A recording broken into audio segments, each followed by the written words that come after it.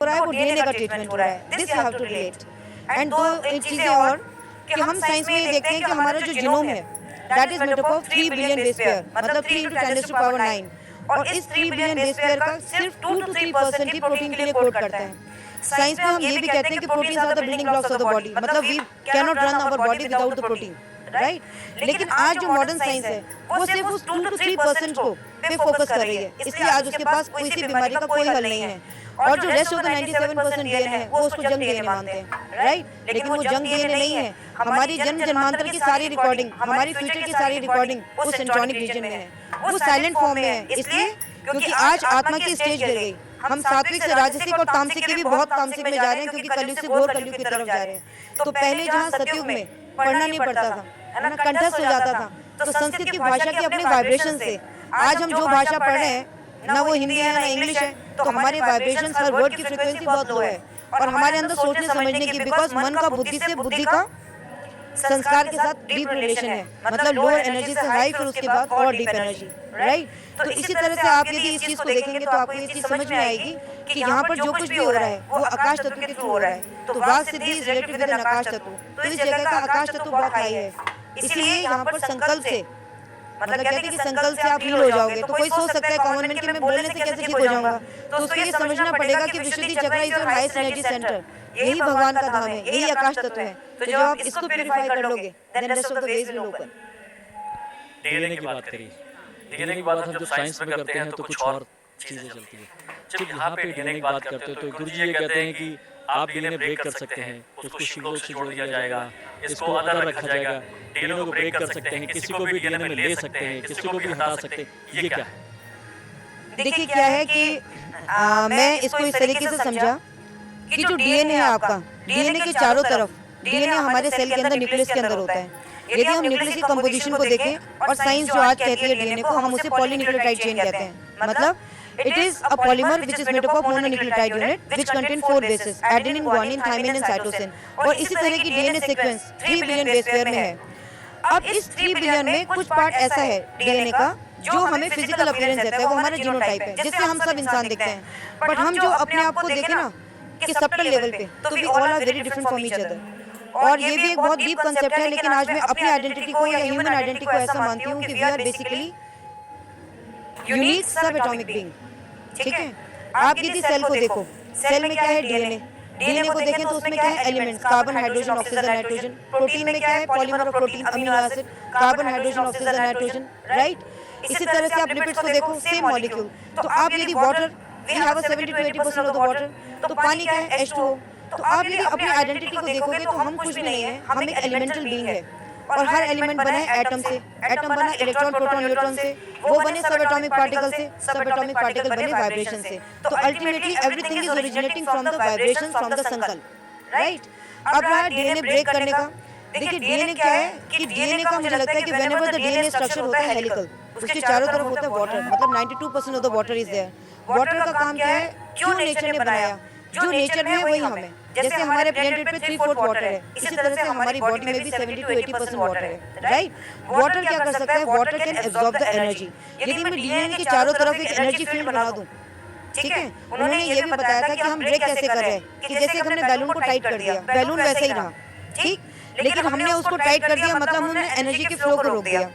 अब यहाँ से मैंने एक और चीज सीखी कि हम जो भी कर्म करते हैं वो हमारे पूरे के पूरे खानदान में जाता है। यही हमारी वैदिक परंपरा थी कि पहले बड़े बुजुर्ग जब किसी की मैरिज करते थे तो वो लड़का या लड़की नहीं देखते थे, वो घर परिवार देखते थे।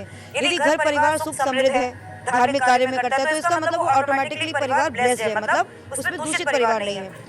तो इसी तरह से हम यदि देखें तो सूक्ष्म दृष्टि से ये देखा जा सकता है कि कौन सा आपका डीएनए का पार्ट अफेक्टेड है, और उसको एनर्जी की एक फील्ड से टाई अप किया जा सकता है। तो यदि आप उसे एनर्जी की हाई फील्ड से टाई अप कर देंगे तो लोअर एनर्जी उसके अंदर नहीं जा सकती। इसलिए जैसे गुरुजी कहते हैं ना कि मैं गारंटी देता हूँ कि जो करौली धाम से ठीक हो गया उसके अंदर कोई प्रवेश नहीं कर सकता। प्रवेश करने का कारण क्या है, लो एनर्जी हाई एनर्जी में पेनिट्रेट नहीं कर सकती, हाई एनर्जी लो एनर्जी में पेनिट्रेट कर सकती है।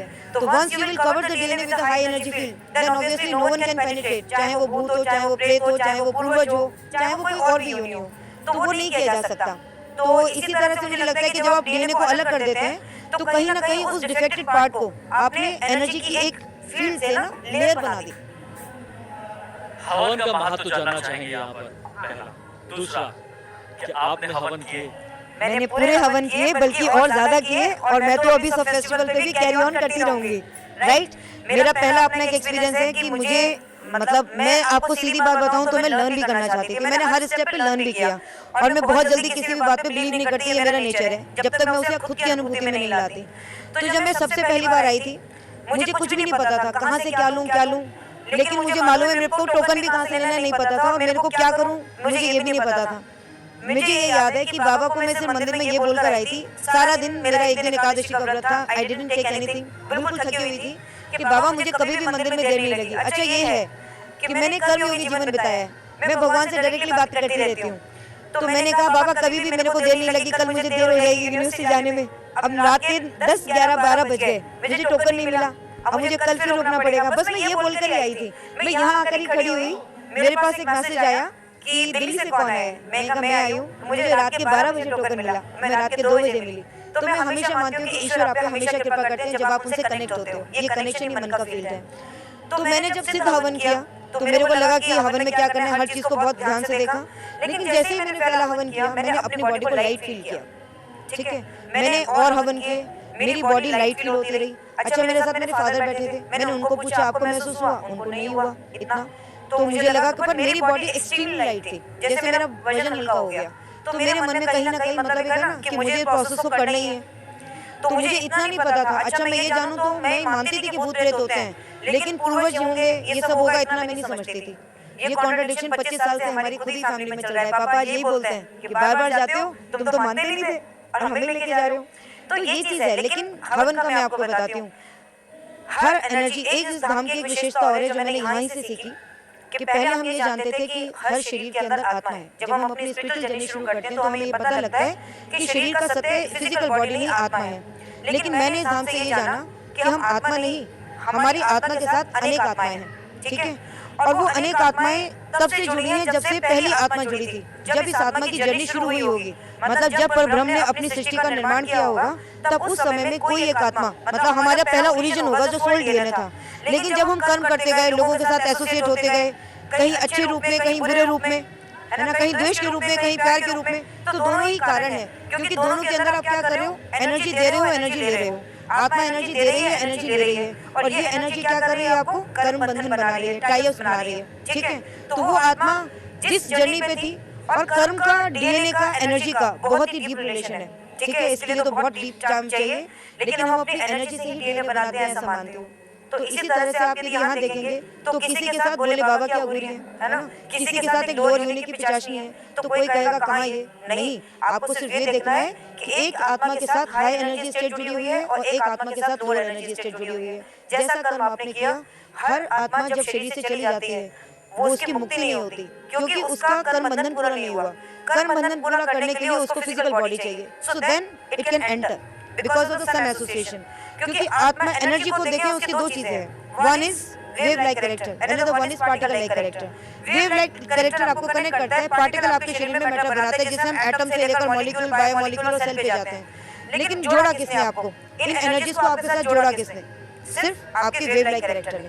तो इसलिए जब आप सिद्ध हवन करते हो, आपने 5 हवन में उन्होंने कहा कि पहले कहीं ना कहीं ऐसा तो हो नहीं सकता कि लोअर एनर्जीज आपके साथ एसोसिएट ना हो। उसका एक प्रमाण है कि जब आपको कभी गुस्सा आता है, आप अनकंट्रोल हो रहे हो, ठीक है, तो आप अपनी बैलेंस स्टेट से अनबैलेंस स्टेट की तरफ जा रहे हो। मनो में शरीर है, गुस्सा आएगा, है ना, लेकिन कितना आएगा, ये इंटेंसिटी डिफरेंट है। यदि ज्यादा आ रहा है, इसका मतलब यू आर अफेक्टेड। तो यहाँ आपके साथ कौन जुड़ा है, लोअर एनर्जीज जुड़ी है।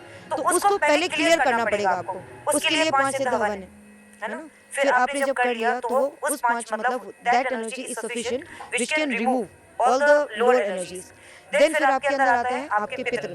पितृ में भी देखिए ग्रेडियंट है एनर्जी का, कुछ हैं जो बुरे हैं, कुछ हैं जो अच्छे हैं। जो बुरे हैं वो धीरे धीरे 6ठे और 7वें हवन में जा रहे हैं। तो यहाँ से आपके साथ क्या हुआ कि जो मुक्त नहीं हुए वो कहाँ जाएंगे? इसको समझने के लिए आपको ये समझना होगा कि कोई भी आत्मा की जर्नी क्या है। आपका कोई सवाल हो जो आप गुरुजी से